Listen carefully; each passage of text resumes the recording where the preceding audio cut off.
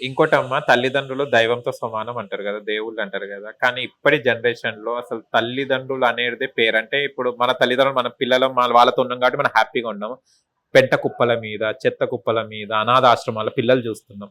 వాళ్ళకు తల్లిదండ్రులు అంటే దైవం అని అనుకోవచ్చా? అలాంటి తల్లిదండ్రుల దగ్గర దైవం ఎలా ఉంటది? లవ్ అఫైర్స్ అనేసి ఏదేదో చెడు తిరుగుడు తెలిసి పిల్లల్ని కంటున్నారు. ఏసి చెత్త కుప్పల మీద ఏసేస్తున్నారు. ఇప్పుడు నేను మీకు ఇందాక ఒక విషయం చెప్పిన. ఆ!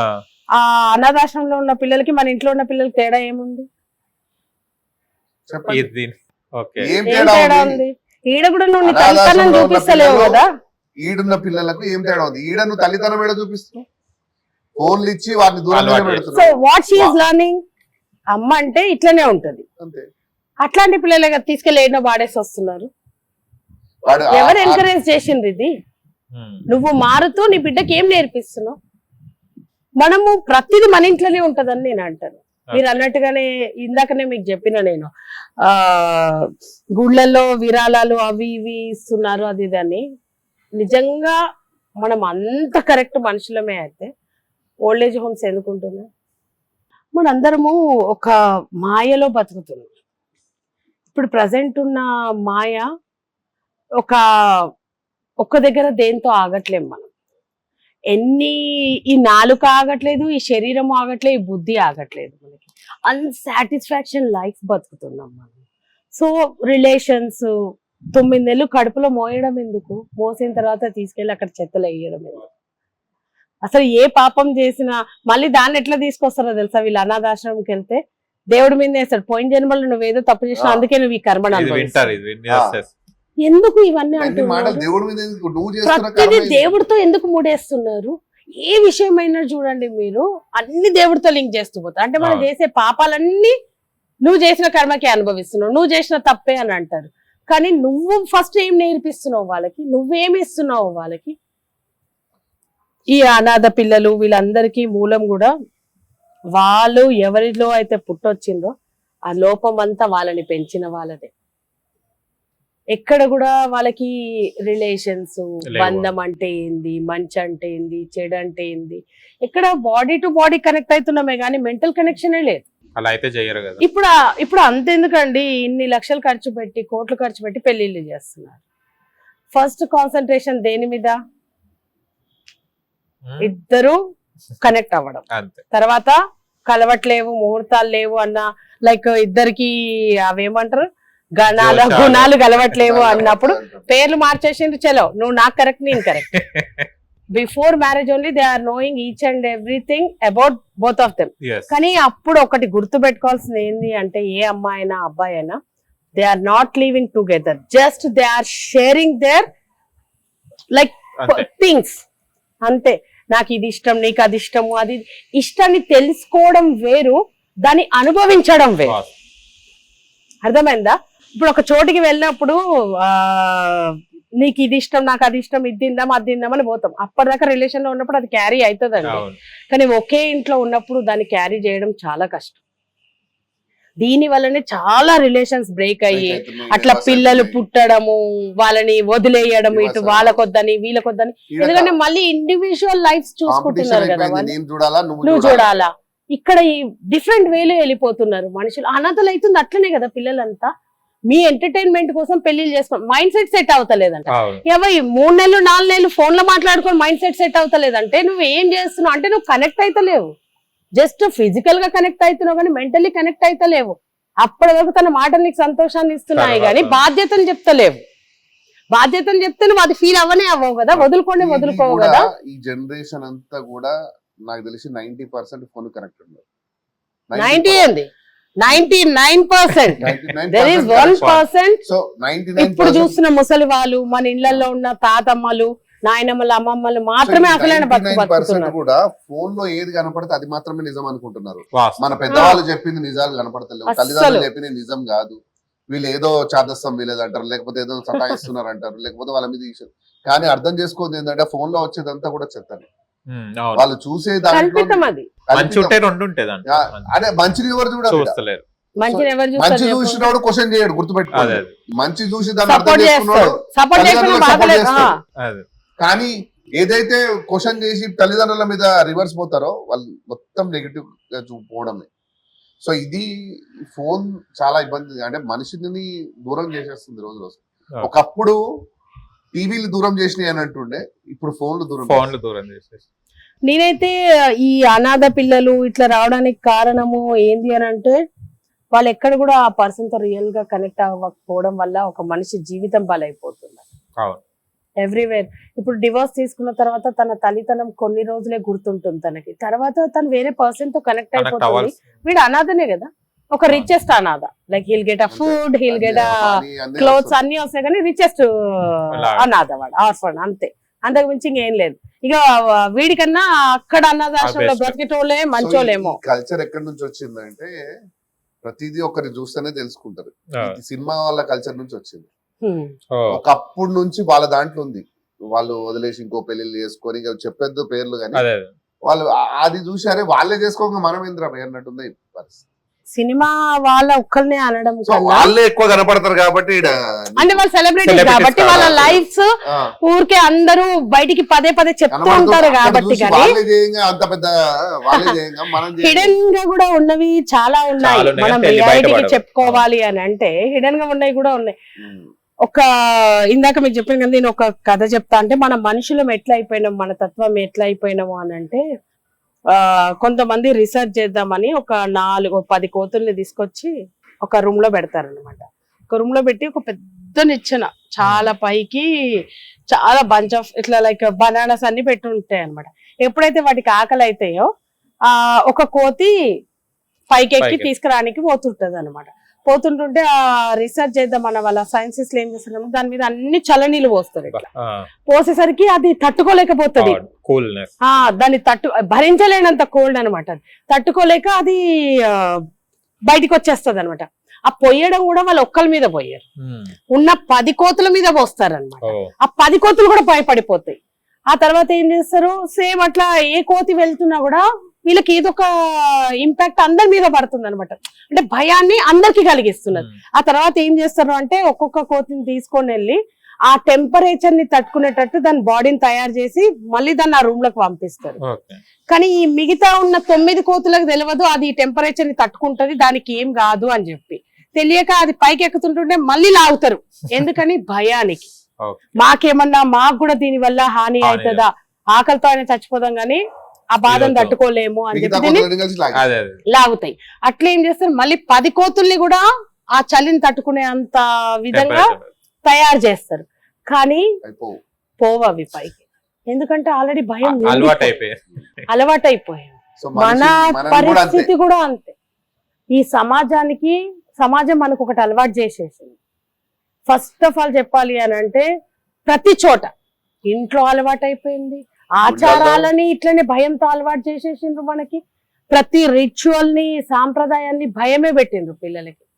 ఇప్పుడు మన అమ్మమ్మలు, ఇప్పుడు అన్నిటికన్నా ముందు ఈ పాయింట్ చెప్పే ముందు చాలా మంది నువ్వు చెప్తున్నావు కానీ అమ్మ నువ్వు ఎందుకు గాజులు వేసుకోవు అని అంటారు. నేను వేసుకోలేను, ఎందుకంటే నా చెయ్యి ఫ్రాక్చర్ అయింది. ఈ వ్రిస్ట్ కి కొంచెం బరువు ఉన్నా గానీ స్వెల్లింగ్ వచ్చేసి ఇక నేను తట్టుకోలేను అనమాట, నిద్రపోలేను అనమాట, అంతా అదైపోతుంది. So that is the reason మట్టి గాజులు అంటే బరువు ఎక్కువ వేసుకుని. ఇవి కూడా నేను ఎప్పుడు కూడా బరువైన బంగారు గాజులు కూడా వేసుకోను, చాలా లైట్ వెయిట్ ఉన్న ఈ 2 గాజుల వరకే వేసుకుంటాను. దట్ ఈస్ ఆల్సో ఫర్ ఒక సైంటిఫిక్ రీజన్ ఉంది కాబట్టి ఇవి కూడా క్యారీ చేస్తాను నేను. లేకపోతే అయితే చాలా వరకు అసలు అయితే డాక్టర్ నన్ను ఇది కూడా వేసుకోవద్దని అన్నారు అనమాట. కానీ వేసుకుంటాను నేను, నా హెల్త్ కోసం అని వేసుకుంటాను. మన పెద్దవాళ్ళంతా గాజులు వేసుకోవడము సాంప్రదాయం. ఆడపిల్ల గాజులు వేసుకోవాలి, ఇదే పద్ధతి. వేసుకోకపోతే అది ఇట్లా ఇది ఇట్లా అని తిట్టిండ్రు. కానీ no one is explaining science behind it. అర్థమైందా? ఇప్పుడు కూడా మన వాళ్ళు అంటూ ఉంటారు, నన్ను కూడా మా అమ్మ అంటది, మా అమ్మ ఎప్పుడు అంటది, మాధవ బంగారు గాజులే కాదు మట్టి గాజులు వేసుకోవాలి ఒక 2 అని చెప్పని అంటుంటది. మట్టి గాజులు ఎందుకు వేసుకోవాలి తెలియదు. చేతు నిండుగా ఉండాలి, చేతు నిండుగా అందం కోసం వేసుకోమనిలే మనోళ్ళు. అర్థమైందా? There is a reason. ప్రతి ఒక్కరు తెలుసుకోవాలి, ప్రతి ఒక్క అమ్మాయి. ఇప్పుడు చాలా మంది అమ్మాయిలు ఖాళీ చీర కట్టుకుంటేనే వేసుకుంటున్నారు, మళ్ళీ ఇంటికి పోగానే తీసేస్తున్నారు. కానీ మన పూర్వీకులు మట్టి గాజులు ఎందుకు వేసుకోవాలి అని అన్నారు అంటే, కంప్లీట్ గా మన హార్ట్ కి, నర్వస్ సిస్టమ్, బ్లడ్ సర్క్యులేషన్ కి అంతా కనెక్టెడ్ ఈ వ్రిస్ట్ దగ్గరనే ఉంటుంది. ఆ నర్వ్స్ అంతా. ఎప్పుడైతే ఈ గాజులు దాన్ని తాకుతూ ఉంటాయో సర్క్యులేషన్ ప్రాపర్ వేలో అవుతూ ఉంటుంది. ఓకే అండ్ వై మట్టి గాజులే అని అంటే ఈ బంగారం ఆ పవర్ ని అబ్జర్వ్ చేసేసుకునే శక్తి దీనికి ఎక్కువ ఉంటది. ఉంది ఓకే. సిల్వర్ కైనా అవునా. సరే అది ఎక్కువ అబ్జర్వ్ చేసుకుంటది, మన బాడీని కన్స్యూమ్ చేయనియకుండా ఇదే ఎక్కువ అబ్జర్వ్ చేసుకుంటది. అండ్ ఈ బ్యాంగిల్ సౌండ్ మీరు ఎప్పుడైనా వినండి, మనం ఏదైనా పని చేస్తున్నప్పుడు ఆ శబ్దము ఆ తల్లికి ఒక మంచి రిలాక్సేషన్. ఓకే అర్థమైందా? మన నమ్మ జో కొడుతున్నప్పుడైనా ఆ గాజుల శబ్దం మీరు ఎప్పుడైనా వినండి, ఎంత హాయిగా ఉంటది తెలుసా. నాకు చాలా కోరిక, నాకు బాక్స్ నిండా గాజులు ఉంటాయి కానీ నేను వేసుకోలేను ట్రూగా చెప్పాలంటే. అప్పుడప్పుడు వేసుకుంటా కానీ మళ్ళీ తీసేస్తాను ఎమ్మటే, భరించలేను నేను ఆ నొప్పిని. కాబట్టి ఆ అమ్మ మీరు బాగా ఇప్పుడు కావాలంటే మీకు మ్యారేజ్ అయిందా? కాలేదు. మీ అమ్మ చేతికి గాజులు ఉంటాయి కదండి, పోయి ఒక్కసారి మీ అమ్మని చెవు దగ్గర జోగొట్టమని చెప్పండి. అమ్మ చేతి గాజులు వెనకకి ముందుకి జోగొడుతున్నప్పుడు ఆ శబ్దము బిడ్డకి ఎంత రిలాక్సేషన్ ఇస్తుందో తెలుసా. భర్తకైనా సరే ఆ చప్పుడు తన చెవు దగ్గర ఉన్నప్పుడు, తనని తాకుతున్నప్పుడు, అది అన్ని రకాల రీజన్స్ ఉన్నాయి దాని వెనక. ఇప్పుడు మనము దానికి కారణం చెప్పకుండా వేసుకోమంటే వాళ్ళు వేసుకోవడానికి రెడీగా లేరు. ఇప్పట్లో అస్సలే లేవు. నో వన్ వేసుకున్నా కూడా ఎమ్మటే తీసేస్తున్నారు ఈ పిల్లలు. నేనేం చెప్తున్నాను, సైన్స్ చెప్పండి. ట్రెడిషన్ అని చెప్తే మన వాళ్ళు ఫాలో కారు. మట్టి గాజులే ఎందుకు వేసుకోవాలో కూడా క్లియర్ గా చెప్పండి. ఏమైపోతుంది అంటే ఒక లైక్ ఏదో ఒకటి సిల్వర్దో ఏదో సంథింగ్ మెటల్ బ్యాంగిల్స్ వేసేసుకుంటున్నారు కానీ అది కూడా కరెక్ట్ కాదు. మట్టి వేసుకోండి, దాని వెనుక చాలా సైన్స్ ఉంది. ఆ శబ్దం మీకే ఒక రిలాక్సేషన్ ఇస్తుంది. Just observe it. మనం ఏడికన్నా వెళ్ళినప్పుడు ఫుల్ సజావట్ అంటే టాప్ టు బాటమ్ గిల్లిలు ఉన్నప్పుడు చాలా రెడీ అవుతాం, అప్పుడు మనం చాలా హ్యాపీగా ఉంటాం. ఎందుకని ఒకసారి ఆలోచించండి. థింగ్స్ అన్ని నీ మైండ్ నీ ఫిజికల్ గా నిన్ను చాలా కామ్ డౌన్ చేస్తూ యాక్టివేట్ చేస్తూ హ్యాపీగా ఉంచుతున్నాయి. అట్రాక్షన్ కూడా కనిపిస్తారు ఆ టైంలో. ఈ థింగ్స్ అన్ని నిన్ను యాక్టివేట్ చేసి చాలా హ్యాపీగా ఉంచుతున్నాయి. సో ఈ సౌండ్ నీకు హ్యాపీనెస్ ఇస్తుంది నిన్ను, కానీ ఆర్టిఫిషియల్ గా అయిపోయినాయి ఫర్ అవర్. ఇక పెళ్ళి వస్తే నెల నుంచే షాపింగ్ మొదలవుతుంది, ఆ తీరా చూస్తే గంటలు అన్ని తీసేస్తున్నారు మన పెళ్లి కూతుర్లే ఉంటలేరు. నెక్స్ట్ పెళ్లి అయింది ఎవరికి తెలుస్తలేదు, పెళ్లి కాలేదు ఎవరికి తెలుస్తలేదు. So these are artificial things వెనక పోకుండా మన పెద్దవాళ్ళు పెట్టిన ఆచారంలో చాలా సైన్స్, చాలా అంటే చాలా సైన్స్ ని గుర్తించమని చెప్తున్నాం మేము. ఇప్పుడు మనకి ముందు పెళ్లి కాక ముందు దాకా ఇందాక తను చెప్పినట్టుగా మీరు అర్ధనాదేశ్వర్ల తత్వం ఎట్లుంటది అని ఒకటి అడిగింది కదా, నేను అప్పుడే చెప్దాం అనుకున్నా, ఇక స్కిప్ అయిపోయినండి. కంకణము కుడి చేతికే కడతారు. ఇప్పుడు పెళ్లి కాక ముందు ఆడపిల్లకైనా మగ పిల్లలకైనా కుడి చేతికే కడతారు. కానీ పెళ్ళవంగానే అమ్మాయికి ఎందుకు ఎడమ చేతికి కడతారు? ఎవరైనా ఎప్పుడని చెప్పిందా? తెలుసుకోండి. ఎందుకంటే మనని ఆశీర్వదించిన ఏం చెప్పినా పెళ్ళప్పుడు ఆది దంపతుల లెక్కలు ఉండండి, శివపార్వతుల లెక్కలు ఉండండి అని చెప్పి. శివపార్వతులు ఎట్లుంటారు? ఇద్దరు చెరి సగం అని చెప్తారు. సో ఈమె అమ్మవారు లెఫ్ట్ సైడ్ కి ఉంటది కాబట్టి లెఫ్ట్ కి కడుతున్నారు, రైట్ కే కడతారు. Try to understand why these rituals are changed. ఎందుకు ఆల్ ఆఫ్ సడన్ గా అమ్మాయికి లెఫ్ట్ కడతారు అంతే. బట్ ఎందుకు కడతారు నీకు ఆల్రెడీ క్లియర్ గా చెప్తున్నారు. మీరు వాళ్ళ లెక్కనే బ్రతకండి, ఒకరి లోటు పాట్లు తెలుసుకోండి, ఇద్దరు సమానము, ఎవరు ఎక్కువ ఎవరు తక్కువ కాదు. ఆ తత్వాన్ని తెలుసుకుంటే ఎవ్వరి కాపురాలు ఎటు పోవు.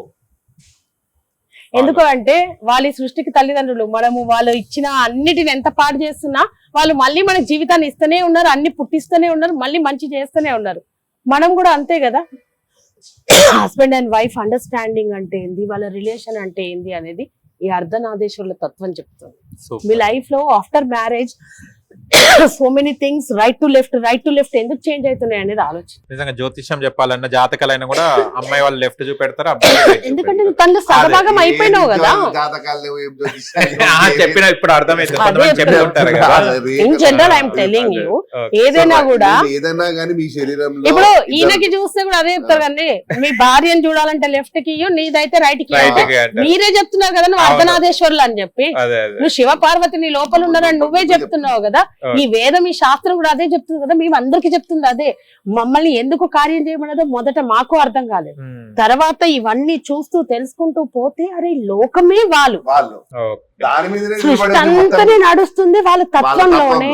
వాళ్ళందరి లోపల ఉన్నారు కదా, పుట్టిన బిడ్డ లోపల ఉన్నారు, ఆడ లోపల మొగ అని ఏమీ లేదు, అందరి లోపల అర్ధనాదేశ్వరుల తత్వం ఉంది.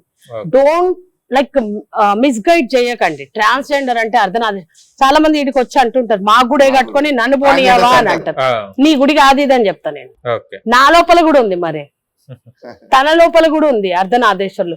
ఇది కూడా చాలా మంది వాళ్ళ పాపం నెత్తి మీద రాసుకొని పోతా ఉన్నారు. ట్రాన్స్జెండర్స్ అంటే శివపార్వతులు శివపార్వతులు అని చెప్పి. That's completely wrong. ప్రతి ఒక్కరు అంటున్నాం మేము, ఎవ్రీవన్. మీరు అదే, నేను అదే, తను అదే. ఇక్కడ ఉన్న అందరూ కూడా అర్ధనాదేశ్వర తత్వంతో ఉన్నాం. ఇప్పుడే చెప్పిన కదా మీకు, జస్ట్ థింగ్స్ ని అక్కడి నుంచే మొదలు పెడుతున్నారు. మన పెద్దవాళ్ళు పెళ్ళైన క్షణం నుంచే ఆ తత్వంలో బతుకుతున్నావు నువ్వు, ఇప్పటిదాకా లోపల ఉంది, ఇప్పుడు బయటికి కనిపించేటట్టు బతకాలి మీరు అని చెప్పి చెప్తున్నారు. ఇది నీది, ఇది అమ్మవారిది, ఇది శివయ్యది. అంటే నీ తత్వం శివయ్య తత్వం, నీ తత్వం అమ్మవారి తత్వం. శివయ్య ఏదైనా మౌనంగా అన్ని భరిస్తుంటాడు. అమ్మ ఇంట్లో చేసే పనులేంది, ఇంటిని అంటే ఒక రాజ్యాన్ని ఆ తల్లి సృష్టిని ఎలా సృష్టించిందో తను కూడా అంతే కదా, నీ వంశాన్ని సృష్టిస్తుంది కదా, నీ నుంచి నీ వంశాభివృద్ధి చేస్తుంది. అంటే సృష్టి కదా అది, మళ్ళీ అది మరో సృష్టి కదా తను చేస్తుంది. అన్ని లాలించడం, పాలించడం, కుటుంబాన్ని మంచి చెడు అన్ని చూసుకుంటూ పోతుంది. ఆ తల్లి కూడా చేసింది అదే కదా, నవశక్తుల రూపంలో ఈ జగత్తు నెలింది కూడా అదే కదండి. అర్థం చేసుకోండి. మీరు ఒకసారి ఒకటి అయ్యిండ్రా అంటే ఆ శివ పార్వతులే, ఆ అర్ధనాదేశ్వరులే మీ ఇద్దరి లోపల ఉన్నారు. ఇది అర్థం చేసుకుంటే ఏ భార్య భర్తలు విడిపోరు.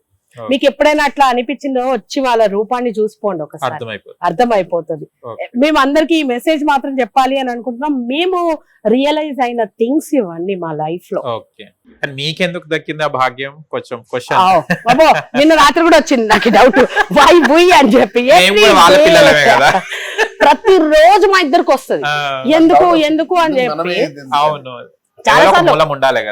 మేమైతే అట్లా అంత ఫూలిష్ కాదు, అబ్బా మమ్మల్ని ఎంచుకుంది మేము గొప్ప తోపని మేము ఇద్దరం అనుకోం. మాకు కూడా ఎప్పుడు ఉంటది ఎందుకు, మేమేం పెద్ద బాతి భక్తున్న వాళ్ళము కాదు, మాకు ఏమి దేవుడు అంటే అమ్మో ఏదో జరిగిపోతుంది అనే భయము లేదు. చేసే పనిలో నీతి ఉందా, నిజాయితీ ఉందా, ఫైన్. నేను ఇంకో విషయం కూడా చెప్తాను. మేము ఈ కార్యం చేస్తున్న ప్రాసెస్ లో మమ్మల్ని కన్న వాళ్ళు, మా తోడబుట్టిన వాళ్ళకి బాధ కలిగి ఉండొచ్చు, కానీ మేము కూడా ఆలోచించుకున్నాం ఈ బాధ ఎందుకు కలుగుతుంది వీళ్ళకి, దీని వల్ల వాళ్ళకి ఏమన్నా హాని జరుగుతుందా, లేదు. ఎవరో మనుషులని సంతోష పెట్టడానికి మాత్రమే వాళ్ళు మమ్మల్ని అర్థం చేసుకోలేకపోతుంది. సో ఇదెందుకు ఆపాలి దానికోసం? వాళ్ళు శాశ్వతం కాదు, మేము శాశ్వతం కాదు. ఎవ్రీవన్ ఈస్, వాళ్ళు వెళ్ళిపోవాలి, మేము వెళ్ళిపోవాలి. కానీ ఏదో దేవుడు మమ్మల్ని ఎంచుకున్నప్పుడు న్యాయం వీళ్ళకి చెయ్యాలి గాని అశాశ్వతమైన దానికోసం పరిగెత్తవద్దు కదా. మేము అదే డిసైడ్ అయితే ఈ క్షణం వరకు కూడా ఇక్కడ కూర్చొని అదే చేస్తున్నాం. మా వల్ల హట్ అవుతున్నారు అది ఇది అని వాళ్ళు అనుకుంటున్నారు, కానీ ఒక్కసారి వాళ్ళు కూడా ఆలోచించుకోవాలి, నిజంగా దీని వల్ల మాకేమి కలుగుతుంది. ఎవరికేం జరగదు కదా, ఎవరికేం జరగదు. అదే మేము అనుకున్నాం. మేము రక్తాలు కారతలేవు, మాకు అవసరమే లేదండి. వాళ్ళకు కూడా ఈ సొసైటీ ఇందాక మీకు కోతులు చెప్పిన చూడండి, అట్లనే ఇక కోతులన్నీ ఆ చలిని తట్టుకునే శక్తిని ఇచ్చినారు సైంటిస్టులు, కానీ భయానికి ఎక్కట్లేరు. వాటికి తెలియదు ఏమి కాదని, అర్థం చేసుకుంటలేవు. మీరు ఎల్కేజీ నుంచి కూర్చున్నప్పటి నుంచి స్టార్ట్ అవుతుంది కామన్. అది స్కూల్ పోయిన తర్వాత నేను ఏమంటాడు, పిన్ డ్రాప్ సైలెంట్ అంటే అందరు సైలెంట్ అయిపోవాలి. మనకి ఏం నేర్పించారు, పిన్ డ్రాప్ సైలెంట్ అంటే ఫింగర్ ఆన్ యువర్ లిప్స్, అంతే సైలెంట్ ఉండిపోవాలి. ఏం నేర్పుతున్నాం పిల్లలకు? చిన్న ఉన్నప్పటి నుంచి ఒక భయాన్ని క్రియేట్ చేస్తున్నాం పిల్లల్లో. దే ఆర్ కోడింగ్ అంతే. బీ ఫ్రాంక్లీ నవడేస్ స్కూల్స్ అనేది మొత్తం కోడింగే. ఫస్ట్ 3.5 years కి స్కూల్ కి వచ్చిండా, లైక్ ప్రీ ప్రైమరీ, వాడిని మొత్తం డే 1 నుంచే గ్రేడ్స్ తెచ్చుకోవాలి, నువ్వు ఇట్లా కావాలి అట్లా కావాలి, we are explaining about this person that person, trap లో ఉంచుకున్నాం పిల్లల్ని. సో అదే జరుగుతుంది లైఫ్ లో. ఈ గుడి విషయంలో, దేవుడి విషయంలో కూడా అదే జరుగుతున్నది. ఆచారం, మూఢనమ్మకాలు ఇట్లనే చెయ్యాలి, ఇదే కథ. మేము చాలా మంది మన గుడికి వచ్చి మేము పర్సనల్ గా హోమాలు చేసుకుంటాము, మాకు డబ్బులు ఎంత కట్టాలి ఇక్కడ, అట్లా ఇట్లా చాలా మంది అడుగుతుంటారు. కానీ నేను చాలా మందిని అపోజ్ చేస్తాం, ఇవ్వం మనం ఎవరికి. యాగశాల పర్సనల్ గా ఎవరికి ఇవ్వం, ఎప్పుడు ఇంతవరకు ఇయ్యలేదు కూడా, మనము ఫర్దర్ గా కూడా ఇయ్యము. ఎందుకంటే చాలా మంది వచ్చి అడుగుతూ ఉన్నారు కాబట్టి. ఇక్కడ హోమం జరుగుతది ప్రతి పౌర్ణమికి, ప్రతి అమావాస్యకి, అంటే నెలలో 2 సార్లు హోమం జరుగుతుంది. కానీ లోక కళ్యాణార్థం జరుగుతుంది. టు బీ ఫ్రాంక్, రియల్ గా చెప్పాలి అని అంటే ఒక హోమం అనేది ఎట్లయిపోయింది తెలుసా, ఒక ఇంటికి, ఒక శాంతి పూజకి, ఒక కుటుంబానికి, దేవుడు లేడిగా పేరు నామ్ భగవాన్ కా కామ్ దుస్లోకెళ్ళి ఇట్లా అయిపోయింది. దేవుడు ఏడున్నాడు, తెచ్చిపెట్టుకున్న తయారు చేసుకున్న విగ్రహాల్లో దేవుడు అనుకుంటున్నారు. మిగతా తర్వాత జరిగేదంతా క్రియంతా నీకు నీ కుటుంబం కోసమే చేస్తున్నా, నీకు నీ కుటుంబం కోసమే, నీకు ఈ పని జరగాలని చేస్తున్నా. అరే అవ్వ, సంపేటోడికి, రేపులు చేసేటోడికి, లేకపోతే కబ్జాలు చేసేటోడికి, వీళ్ళందరికీ దేవుణ్ణి ఆధారం చేసేసిండ్రు వీళ్ళు. ఎట్లా అనుకుంటున్నారు, ఏమైనా చేసి వచ్చినావా, ఓకే నువ్వు కోర్టు కేసు గెలుస్తావు, ఈ పూజ చేయి గెలుస్తావు. అదే కదా జరుగుతుంది. ఆ ధీమతోటే కదా, నాకేం కాదురా వై, వాడు ఒక 3 నెలల్లో బయటకు వచ్చిండు అనుకో, జడ్జి కనకరించి బెయిలిచ్చిండు అనుకోడు, నా పిల్లము నా ఈ పంతులు పూజ చేసినందుకు నేను బయటకు వచ్చిన, ఈ రాళ్ళు రప్పలు ఇచ్చినందుకు బయటకు వచ్చిన పెట్టుకొని అది చాలా ఒక ఫేమస్ లీడర్ ఈ మధ్యలో జరుగుతున్న సిచ్యువేషన్ మాకు తెలిసిన పంతులు ఒక ఆయన చేస్తా ఉన్నాడు. She carries everything green ఆమె. మీరు అబ్జర్వ్ చేస్తే అన్ని గ్రీన్ వేసుకొని తిరుగుతుంది, అన్ని గ్రీన్ వైట్. ఆయన ఏం చెప్తే అది చేసుకుంటూ వెళ్ళిపోతుంది. కానీ she's not trying to understand the karma, what is reality అనేది. నేను అదే చెప్తున్నా, ధైర్యాన్ని మీరే ఇస్తున్నారు. అంటే ఈడ మాఫీ ఉందని చెప్తున్నారు అనమాట. నువ్వు చేసిరా, నేను ఈ పూజ చేసేస్తా మాఫీ అయిపోతుంది.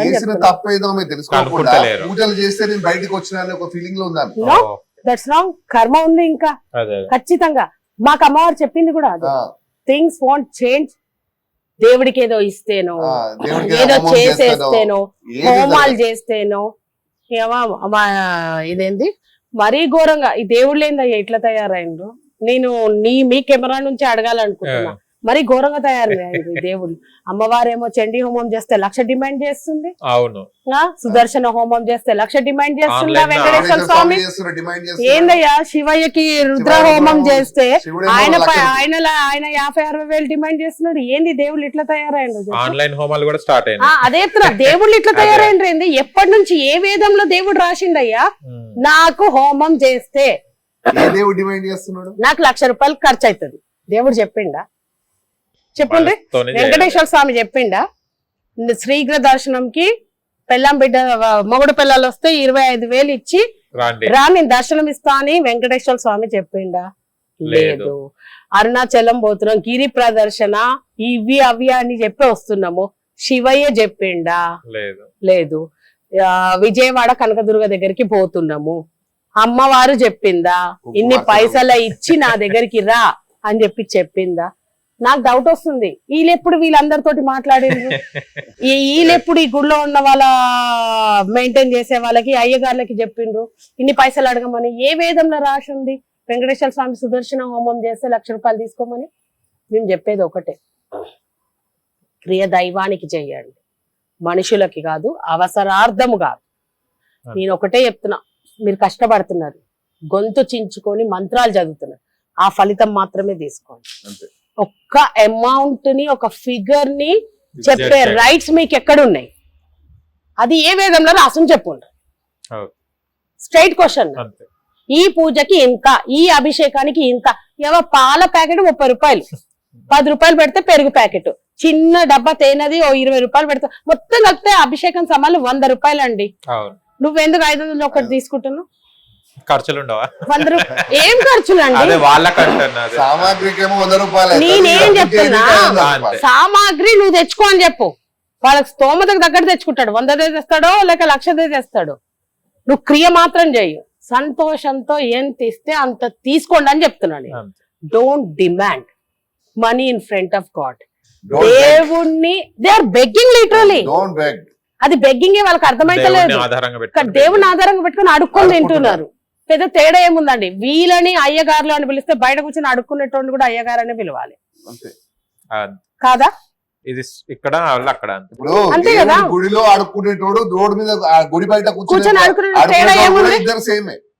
ఇప్పుడు నువ్వు కూడా చెప్తున్నావు కదా, అంతే. అరే లిటరలీ అండి చాలా మంది బాధపడిపోతారు. అమ్మ పలానా గుడికి వెళ్తే పైసలు వేయలేదని కుంకుమ పెట్టట్లేరు. అవును, గోపురం పెట్టారు కొంత. ఏందండి ఇది? బాధపడుతున్నారు చాలా మంది. అవసరం ఏముంది? దేవుడిని ఎందుకు బిజినెస్ చేస్తున్నారు? మీ అవసరానికి, మీరు మీ కోరికలు తీర్చుకోవడానికి. లైక్ ఒకప్పుడు ఎప్పుడైనా బ్రాహ్మణుడు అంటే పేదవాడనే అన్నారు. అందుకే మన పెద్దవాళ్ళు పాపం వాళ్ళకి ఎన్నో తీసుకెళ్లి ఇవ్వడము, వాళ్ళకి ఇస్తే పుణ్యము అనేది ఎందుకు తెచ్చిండ్రు అని అంటే ఒక మంచి కారణానికి. వాళ్ళు ఆ దేవుడి సేవలో వాళ్ళ కుటుంబాన్ని కూడా మర్చిపోయి వాళ్ళకి ఏది చెయ్యకుండా ఆ సేవలనే బతికేటోళ్ళు పూర్వం. అసలైన బ్రాహ్మణులు వాళ్ళు. ఇప్పుడు ఎక్కడుందండి? ట్రిప్పులకు కూడా వెళ్తున్నారు. గోవాకి పోతే సగం కనిపిస్తారు. వెకేషన్స్. ఇంకో విషయం తెలుసా మీకు? ఒకప్పుడు బ్రాహ్మణుడు పొద్దున్నే 4:30కి బ్రహ్మ ముహూర్తానికే నిద్ర. ఇప్పుడు వీడియోలలో చెప్తున్నారు బ్రహ్మ ముహూర్తానికే నిద్ర లేవాలి. యూట్యూబ్లలో అందరు చెప్తున్నారు. మీరు లేస్తున్నారా? ఫోన్ చేస్తే అమ్మా ఇంకా నిద్ర లేవలేదు, 1 గంట అయ్యేసి 8:30కు కూడా చెప్పడం వరకు అయింది. ఇప్పుడు మొత్తం they are selling their stories అంతే. ఇక్కడ అదే వ్యాపారం జరుగుతుంది. సోషల్ మీడియాలో వాళ్ళ కథలు నమ్ముకొని బతికేస్తున్నారు. కథలు నమ్ముకొని బతకకండి, నిజాన్ని చూపించి బతకండి. నేను మిమ్మల్ని డబ్బులు తీసుకోవద్దని చెప్పట్లేదు. అక్షరాల మీరు మీ కంఠాన్ని, మీ కష్టాన్ని ఆ తల్లికి సమర్పిస్తున్నప్పుడు అది ఎంతో అంత మాత్రమే తీసుకో. మరీ ఎక్కువ జనాలు సామాగ్రి అంతా మేమే తెచ్చుకోవాలండి. అర్థమవుతుందా? ఇప్పుడు చండీ హోమం చేపిస్తే 50-60 వేల రూపాయలు సామాన్ నేనే తెస్తా. చేసినందుకు 1,00,000 రూపాయలు అంట. ఎక్కడ ఎందుకు ఫిక్స్ చేస్తున్నా అమ్మవారు? ఏడు నుంచి వచ్చి చెప్పింది వీళ్ళకి 1,00,000 తీసుకోమని చెప్పి. నీ సంతోషంతో ఎంత ఇస్తావు అంత ఇయ్యు. ఒక జత బట్టలు పెట్టి పంపియు. తినడానికి వాళ్ళ ఇంట్లోకి ఏమి ఇస్తావు పిల్లలకి, కుటుంబానికి ఇచ్చి పంపియు. అయిపోయి. మన పూర్వం అదే కదా చేసిండ్రు. మన పూర్వము ఒక అయ్యగారు వచ్చి మన ఇంట్లో ఒక క్రియ చేసినప్పుడు ఏం చేసినాం మనము?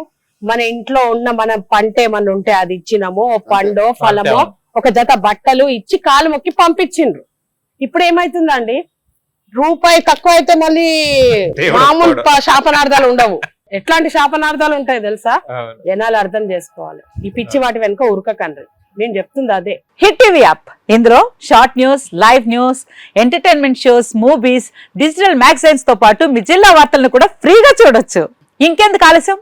వెంటనే హిట్ టీవీ యాప్ ని డౌన్లోడ్ చేసుకుని ఫ్రీగా ఎంటర్టైన్మెంట్ పొందండి. Hit TV app. Hit TV app. Please download hit TV app. Hit TV app ని ఫ్రీగా డౌన్లోడ్ చేసుకుని ఎంజాయ్ చేయండి. మీకు నచ్చిన ఎంటర్టైన్మెంట్ కోసం హిట్ టీవీ యాప్ ని ఫ్రీగా డౌన్లోడ్ చేసుకుని ఎంజాయ్ చేయండి. హిట్ టీవీ యాప్ ని డౌన్లోడ్ చేసుకుని ఆస్వాదించండి, ఆశీర్వదించండి. ఇంతమంది సెలబ్రిటీలు హిట్ టీవీ యాప్ ని డౌన్లోడ్ చేసుకోండి అని చెప్తున్నారంటే ఎంత మంచి యాప్ ఆలోచించండి. అమెరికా అమెరికా అమెరికా అమెరికాలో చదవాలనుకునే వాళ్ళకి విశ్వసనీయమైన పేరు మన శౌర్య కన్సల్టెన్సీ. UK లో 1 year masters, UK లో 1 year masters, 2 years work permit up to 5 years visa. Contact Saurya Consultancy. Contact 89851 89851.